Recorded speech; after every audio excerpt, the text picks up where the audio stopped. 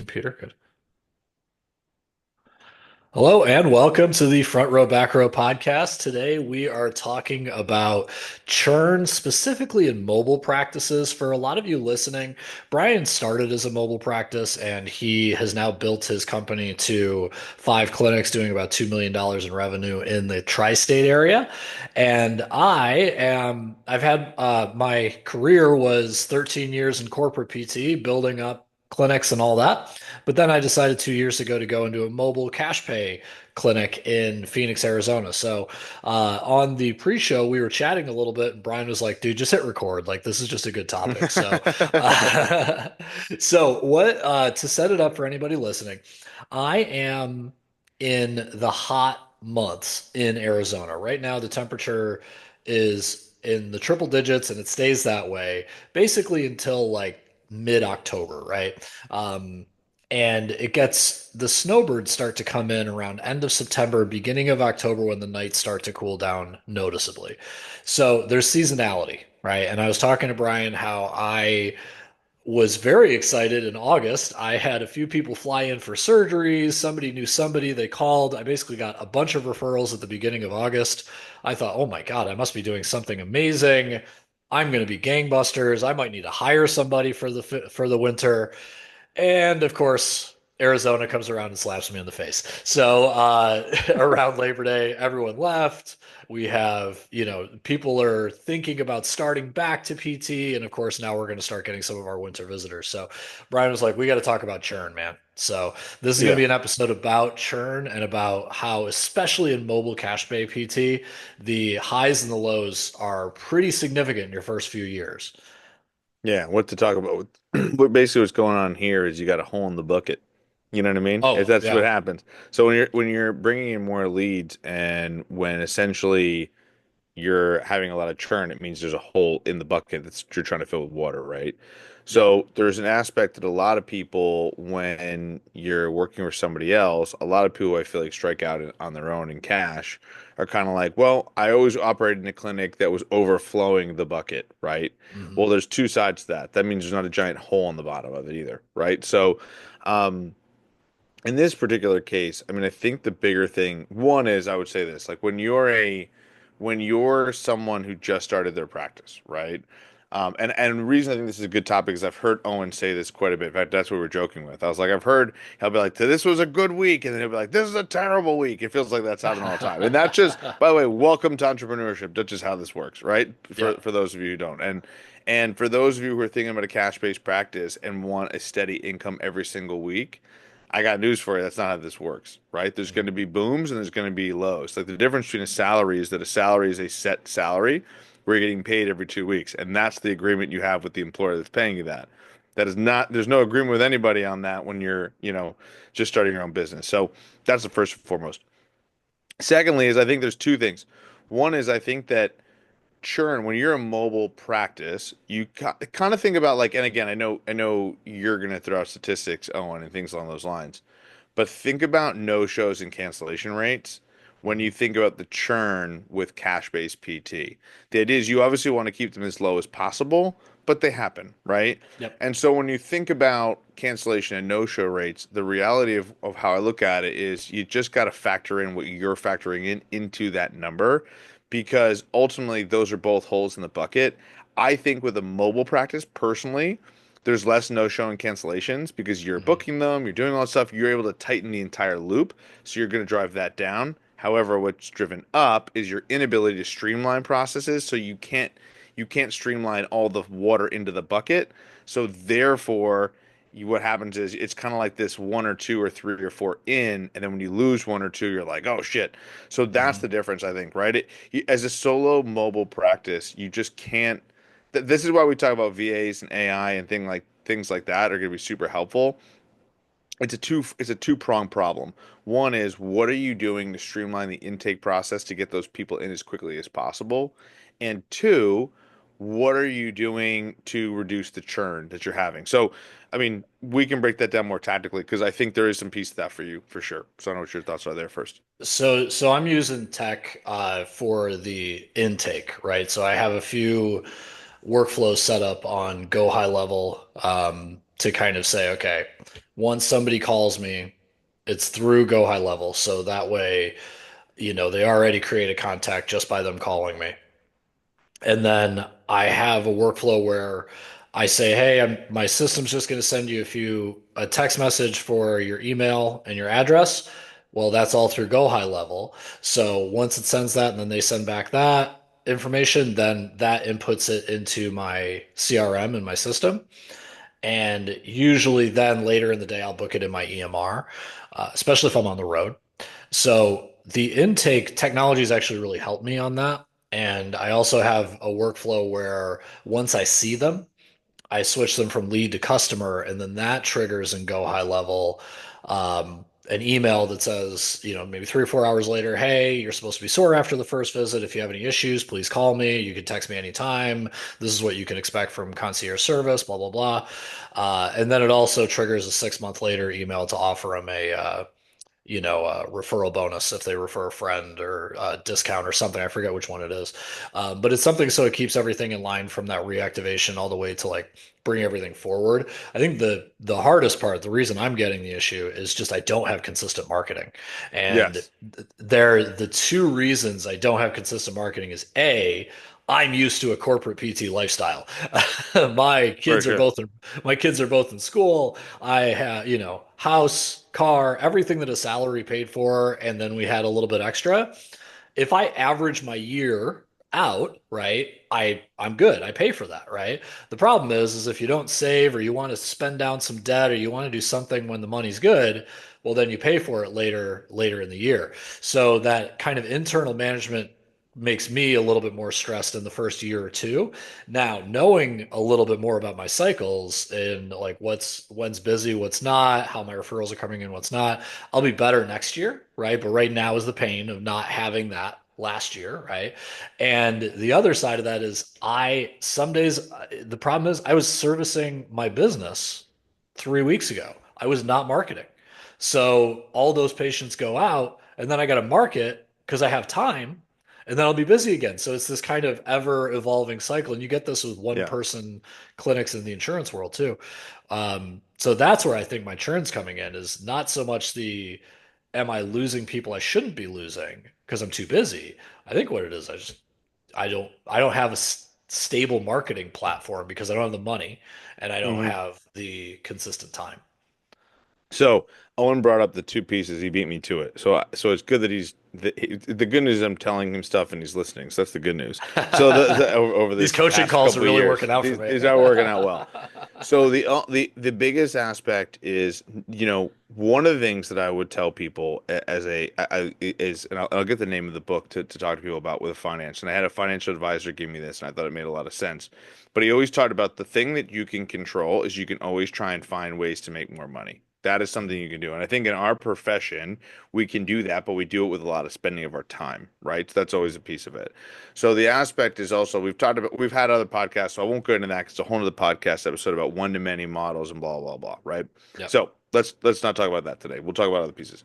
So to Owen's point, he can fund more of the marketing messages and efforts if he makes more money, right? It's basically what I'm Mhm. hearing. Yep. I think there's two pieces to it, right? One is creating a really good offer that people will pay you more money up front. That helps front you money. So essentially you can pay for marketing. Because the nice thing about like say you do automated marketing on Facebook, say you do automated marketing and stuff like that, right? Outside. The aspect of that is if you pay for that marketing and do that, if you can find 1,500 bucks a month to pay for marketing, you don't need to have create tons of social media content. You don't need to create types of you're paying for eyeballs. So you're going to ultimately create the system and then be able to use it to get more people. So the idea is you want to put $1,500 in the machine, you want it to give you back $4,500. That's what we talked about. And then ultimately it helps you build the business over time. So Yeah. clearly that's not happening. That's one thing that you're struggling with. And I think that's a thing that a lot of businesses struggle with. And then what happens is they're afraid they get PTSD because I'm going to talk for Owen because I know this is part of his issue. He puts a little bit of money in, it doesn't work right away, and then he panics and he goes, fuck it, I'm turning it off. Right. And when that happens, that's also not good. The idea behind marketing is you're going to have to test and test and test and test. And then if you find the thing that hits, like we just tested an offer that worked really well. We signed up 10 fitness members for it, right? Those fitness members, if they stay for the year, that advertisement, so again, 10 fitness members pay about $3,000 a year. If they all stick for the year, that's $30,000. Mhm. So that just happened this week, right? We had a couple months, right, for fitness. In fact, we actually had a lot of churn that happened. It wasn't great. It's a combination of good timing, good marketing messages. I've been doing this shit for a while, so I kind of know when it's going to happen. So it landed at the right time. So again, if I told you $50 a day times 365, right? You're looking at $18,000. Well, guess what? I could have missed for the other 51 weeks, but I hit for that 1 week big. I made basically $20,000 on, or, $10,000 on that marketing alone if it got me nothing else. So that's Yeah. my point. A lot of it's the money in. The other piece for the messaging, because Owen had talked about the snowbird stuff, that to me means you got to find other marketing campaigns that are to people that aren't snowbirds. You got to Mhm. find people to partner with and do business with, because I know you're big in the golf piece. So the Yep. golf is huge, obviously, because that's going to be the snowbird time. So you can really hit the golf time hard. And again, there's also a thing for timing for marketing, right? Right now, guess what? If I'm an ice cream shop and I'm in the Northeast, now's not the greatest time for me to be marketing ice cream shops, right? It probably is the end of winter, spring into summer. So when you think about the timing, that's the difference about messaging and why it's always good to freshen up new messaging as well. So Mhm. that to me is also important. So to Owen's point, a lot of what I would focus on here is marketing to get more patients. And specifically what I would do is what do I need to do to cover $1,500 per month consistently? Right? How many Yeah. pages do I need to do? I just reverse engineer that. And then again, my marketing efforts right now would be to all the people that aren't seasonal. Right? That's exactly what I would do. And then I would keep pushing in that direction. That's the tactical advice. Well, and that's it, right? And that would all be lovely if I had extra cash. Mhm. Yeah. And the hardest part now is like it's all affiliate marketing, and thankfully that good month gave me a little bit of a runway to be able to say like, all right, um I'm not going to sit here and be like, okay, well, maybe there's a shift I could pick up at a hospital. I know a lot of that's how I started out, right? Was taking a lot of shifts at the hospital or a clinic, outpatient clinic, something like that. Um, I told myself, I'm like, I'm not going to do that. I got to work on the business.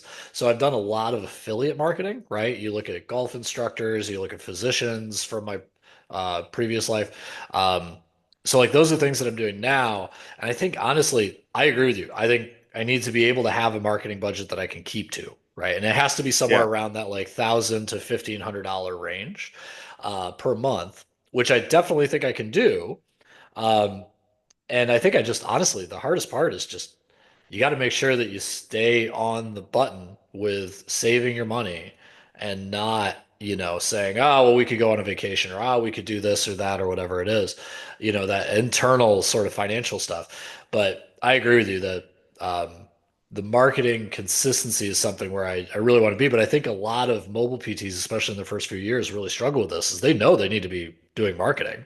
They Yeah. Let me just let me have to let me figure out to get there. yeah, let me switch it a little bit because I also think it's one thing. And we talked about this I talked about this on one of the podcasts I was a guest on, and I tell people that a lot of owners. So here's the difference with marketing. Okay, Owen just said something that I'm not sure if many people caught, and if they did, it's like you got to be good about your expenses so that you could spend money on marketing. For me, my biggest thing is all the first thing we talk about is spending. If you're trying to get busier, is spending money on marketing.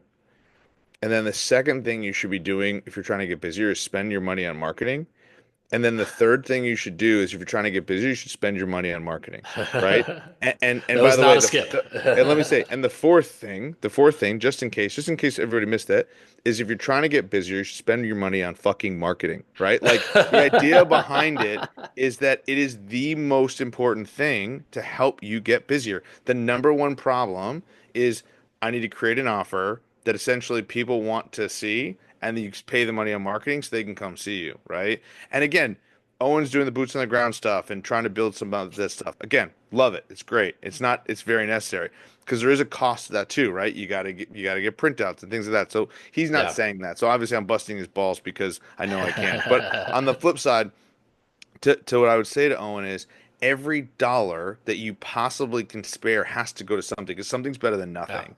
And the Yeah. reality is if you can do that and spend money elsewhere, because I know you're also spending money on marketing groups and things like that, because Yep. it's a challenge. So to me, I look at it as like a non-negotiable. Like it does not Yeah. go in my pocket. It literally doesn't even pass go, and I see it. It goes into the account, it goes back out to Facebook and Mark Zuckerberg. Well, and That's the aspect of it, right? So you got to just think about literally look at it this way. Where can I invest my money to go make more money babies? yeah. How can I go take this marketing and what can I do? And the people who are really fucking good at it make more money than they spend. That's the whole idea. Mhm. You know what I mean? Well, That's the and goal. And I think it's important too to say, like, there is slow marketing that is cheaper, and there is fast marketing that is more expensive. So at Yeah. your size, you can do meta ads, like, give me the eye candy, man, get in here, fast offer, things like that, and you get that return. You can see those results quick. I've been spending, but I've been spending on slow marketing because I know I need to spend, but I also know like I can't, I'm not at that 1,500 a month of disposable, right? So BNI groups, right? Networking group, putting time and money into that, and then also SEO. So I've been able to put in some time for SEO. The biggest problem is that takes time to pay off, right? So those are part of the whole like, we started this podcast with me basically like complaining about, the bad week. But I think mentally, I got to keep in mind that I am spending. I'm just not spending on the right in your face kind of marketing. Like I press send, I press like run on a campaign in Meta, and then like 3 days later, I get a new patient. Well, and it's an important aspect to talk about, right? What Owen was just saying was like, there's also an aspect of I want to run a campaign that I make money pretty quickly that I can see and charge enough money up front then fulfill the service that I can then continue to churn and get more people. And it takes more activity than people realize, right? It's a lot of Yeah, work. yeah. So he even keeps saying more, you keep saying more about like the size we're at, the size we're at. At the size we're at, still, if I'm not paying attention to it, it doesn't do it. It doesn't work. Mhm. So the reality is a lot of it is all the tactical stuff. By the way, for those who want to learn more of the tactical stuff, we teach in PhysioGrowth. But never the Yeah. sense that there's the plug. But in terms of like and honestly, I would give everybody the secrets to the tactical stuff. But here's the kicker is there's so many different steps where it can get screwed up. And I'll try and run through it quickly actually, because why not while we're here. Yeah, I was gonna So say, like, break it down yeah, because I'm interested because yeah, yeah, yeah, I'm eventually gonna be doing this stuff, yeah, right? yeah. And I would So love to not make mistakes. yeah. So let's talk about this first. All right. So here's a tactical run boost. And again, the other plug for Physio Growth is I'm gonna put this up in there, but one of the things is also like no different than when we're diagnosing a problem. If you're like, well, I did the paid marketing, Brian, and it didn't work, that means there was a problem with it somewhere along the lines I'm about to talk about. And so we can also diagnose it and figure out where it is. Essentially, it's pretty simple. How it works is I'm going to put money into an advertisement. Okay. That advertisement is going to have an offer. So that offer is the first thing we need to design. What is the offer that gets people excited to come bang down your doors? So the Mhm. first thing you do is you need to create good qualified leads. That's why you hear people banging on Instagram about the people that are going to come are good qualified leads and blah blah blah and all this stuff. Listen, leads are all qualified in some capacity. Like there's advertising campaigns that are qualifying leads better than others and some that are less than others. There's high ticket offers, there's low ticket offers, there's all sorts of shit like that.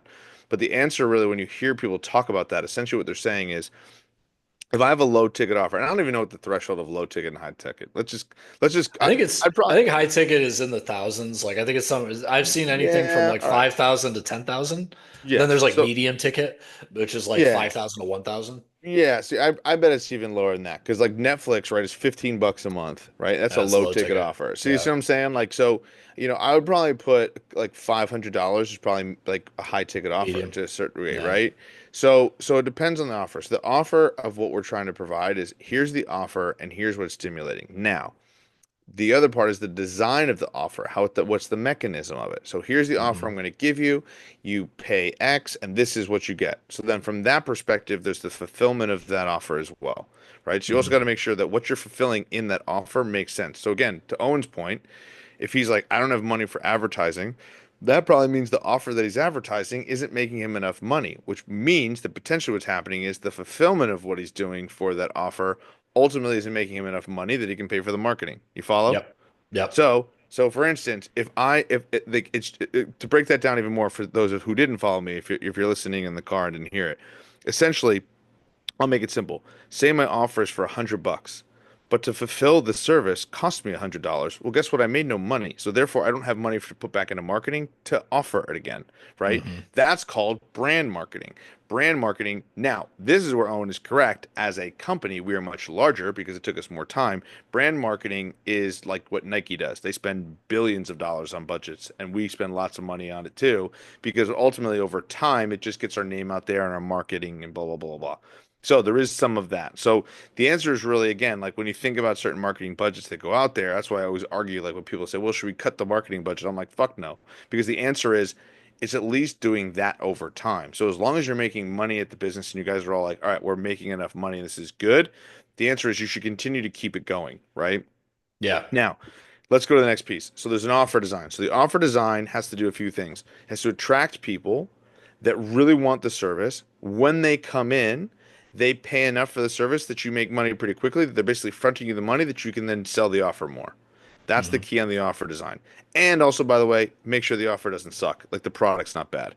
Like, a good offer will drive more people to your gym or to your clinic or whatever. But if you're like, this is where like people who are like, I'm going to be a new grad cash PT. I got news for you. You probably aren't as good as like Owen is. So therefore, like your product's going to be crappier. That's just the reality of the scenario. So for those who are like, no, I'm the greatest PT ever. There's only one greatest PT ever. So that's the thing. But when it And comes to it's not that me or aspect, Brian. exactly, exactly. So let's think of it that way. So when it comes to the aspect of fulfillment, you just have to make sure that you're fulfilling it at the person's want, right? What that is. So anyway, that's the first part. Okay, now we've designed the offer. Now we can advertise the offer.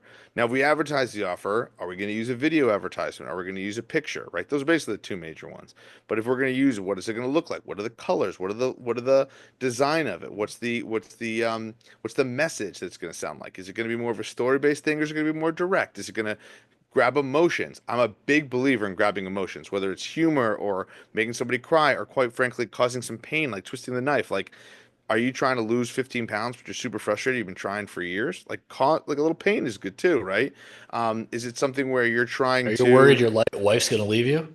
yeah, well, Figure it out. PTs can have, fix are you that. afraid of exercising because you've had back pain? Are you losing yards on A your lot of golf that. swing? Is Yeah. you're using are you using losing yards on your golf swing every year that you play and you're not doing anything about it, or the things that you're trying to do aren't working? Are you hurt and so therefore you're always hurt so you can't do the things you love to do? By the way, that's a vague one. Be more specific.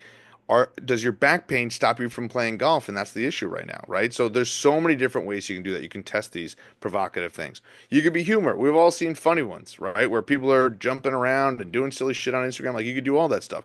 The idea is to get a good hook for those videos, or something where it catches the eyeball for the first 4 or 5 seconds, and then the person reads what they're looking to do. That's where the ad copy comes in, or they're listening to the advertisements. They want to know more about what's going on, and click the little button below to learn. Like, I want to learn more and find out what's going on here. So that's Okay. the idea behind the advertisement and how that works. Now, after designing the advertisement, after you've worked your super, so again, you've had to design the offer. You've had to realize like all the things that are going into the advertisement. Once you put it in the advertisement, you put it on the internet and you get people to actually click. Now what happens? That's where stuff like what we talked about with Go High Level, and we do Go High Level management of PhysioGrowth, by the way. So we also build those kind of things. But the ultimate aspect of it is now it goes into a CRM and it needs to be engaged. That person now is raising their hand and saying, "Hey, I got XYZ issue that you're talking about, and you've got an offer that says it can fix it. I would like that help, please." Now you got to lead nurture that person. You got to talk to that person. You got to get them in and talk to them on either on the phone, or you got to talk to them in a video, or do you got to talk, whatever. You got to get in front of that person. So you got to chat with Mhm. them. And a lot of that can be on a solo person. So the key with that is speed. You have to be talking to that person as quickly as possible. If you are not On like every the statistics are crazy. You have an 800% more likelihood of selling the person on the product if you can actually get in front of them within the first 5 minutes of them raising their hand. Think about all the work you did to get the gumption for them to click on that ad. Think about any time you've ever bought anything on the internet, right? If I buy something on the internet and something goes wrong, I'm kind of like, I'll just get back to it later. And so now you've just created all this time, and then what it does, you fall off the climax of what your want for that product is now, right? For those of us who have done something where they've been online and bought something online, right? Or my favorite one is like if you're kind of drunk and you are online and you're like, let me go buy something, blah blah blah, and you're like inhibited, and then you're like, I bought the like I always laugh about buying these Oh, I bought sneakers this that T-shirt of George yeah. Washington on an eagle doing a military press. Exactly. Or Darn it! I bought a pair of sneakers that like I thought like I just remember having a little bit of wine and they were like black with and I thought they were black with like a purple on the back and I was like those are sweet and then they came and they were like hot pink on the back and I was like damn. Well, what happened was they got like now you've lowered your inhibition a little bit. So even if you're So get not our patients drunk is what you're there you saying. go. So there High yes exactly quality physical therapy advice from exactly. this podcast. So probably not a bad offer to be honest. In terms of the aspect of where we're going with this. Now, say you get the person in there, right? The idea is to keep them moving through the line. Again, we've talked about the Wolf of Wall Street and we've talked about Jordan Belfort's straight line method. For those of you who want to learn more about it because it's really, really effective. The straight line method, just keep them moving in the straight line. You got them with the offer. You got them you got them with the lead. Now they're in there. You got to contact them. You got to get them in a sales meeting, and now you got to keep them moving to the point where they give you money. All right. So now we've contacted them. We've scheduled them to meet with us, either in person or on phone. By the way, this part fucks so many people up. It's crazy. The lead nurture, especially for someone like you, Owen, Uh-huh. and anybody who's a mobile cast PT, this is tough because how do you create a sales meeting, guys? You got to go to their house. Well, that's a hard one. Now, you got to structure it very similar to how, guess who also does this? Plumbers, electricians, contractors, an estimate. So if that's where the discovery visit comes in. That's why it's an effective thing that you've seen all over the internet for physical therapists. Mhm. I can come and do a discovery visit. And I'm going to come to your home and talk to you. But now you got to be prepared to have free time that you're going to donate to going to someone's home. Yep. Right. So you just got to be prepared for that. But this is what screws a lot. This is what makes mobile practice a lot harder long term. Is I got to go to people's homes to do it, or I'll give you a free discovery video call where you can talk like this. That's awesome. But again, it's time is harder. But nevertheless, Yep. that's the next step. So you set up this, and that what that is that's a sales meeting. It's the last step. From the sales aspect, now what you have to do is you have to close this thing. And it's not a metaphorical thing of like, whoa, they're coming in the future, blah, blah, blah, whatever. No, it's I want them to give me dollars. So I want them to give me money. And quite frankly, enough money that guess what? I can start this whole process back over again, which means I can take the money and this is where PTs can actually win big and discounting your services. Like I know Owens charges about 175 bucks an hour, but if you say, hey, I'll give you 10% off or 15% off or 20% off. I used to give 20% off and that was huge. Mhm. 20% off if you buy 10, if you buy a 10 pack. I'm at Guess 10% what? for 10, yeah. Right? So even 20%, I used to give 20%, everybody did 20%. Well, guess what that did? All right, 175 discounted. Now all of a sudden that 1200, 1500, I'm not gonna do the math while we're talking about it. Yeah, it's like But that money, 160. Yeah, yep. But 160 to so now it's 150, what yeah. so now it's like 1500 to $1,600. Well, guess what? I just covered the whole mechanism again. Mhm. And now I can get them in. And that's how the whole process works, guys. Like Well, that. And then again, I think for a lot of people who are like, wow, that sounds kind of complicated and time consuming and difficult. Yeah, mhm. it is. Yeah. It is. Right. And the thing is, for those of you who think this shit's easy, it's not. It's hard. And it Yeah. is. And so I think a lot of people I mean, like Owen's gonna be fine. The reason why Owen's gonna be fine is because Owen's got me, and Owen, and from a standpoint of Okay. asking All you for right. help, All right. All right. and All so right. there. But at the same time, Owen and I've also talked about so you temper expectations. I think there are a lot of PTs that get into this blindly, Mhm. thinking, "Oh, it's so easy." But then you explain this whole process, and Owen understands this whole process, right? And you're like, Yeah. "Holy fuck, this is hard." And that's the Well, challenge. Well, and that's the thing, and I've even found, obviously I was talking about like the mentorship ladder, right? Yeah, And you're high up on that mentorship ladder, right? yeah, I don't think I want to be a CEO of like Athletico, so I'll put that phone number back in my Yeah, pocket. But you're the top rung of that, right? But I still call the mobile PT who I used to work with, who's got 3 years more, 2 or 3 years more in the business, but he's in the local market, and that's a valuable phone call for me. So I think that like as people are going through what I started this conversation with of like, man, there's churn in this, and then we kind of identified that it's, the marketing is where we need to kind of develop a system. Understand that a lot of this is your mentality, right? A lot of for this is sure. like, I could have this morning just been sitting there and saying, okay, well, I don't have a call until 10:30 because I don't have an 8 o'clock or a 9 o'clock patient. And, this, I guess I'll play video games and maybe like clean the house and all that. But no, I was like, okay, how am I going to figure out an AI? How am I going to train my AI model to be better at producing a social media content? How can I get my workflow for YouTube videos so Yeah, that I can create them more efficiently? And then I went into the analytics and figured out, and I went down that rabbit hole. But I also texted two doctors, right? yeah, So, those types of things, now just supplement or put in place of that.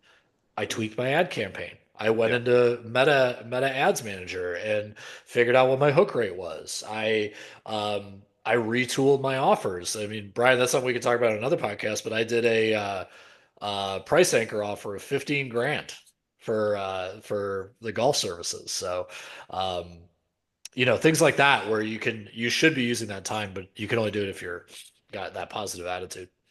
And the thing is, I think that's also really good. Kind of, and we can talk about this, like creating a sense of urgency is a really good advertisement piece.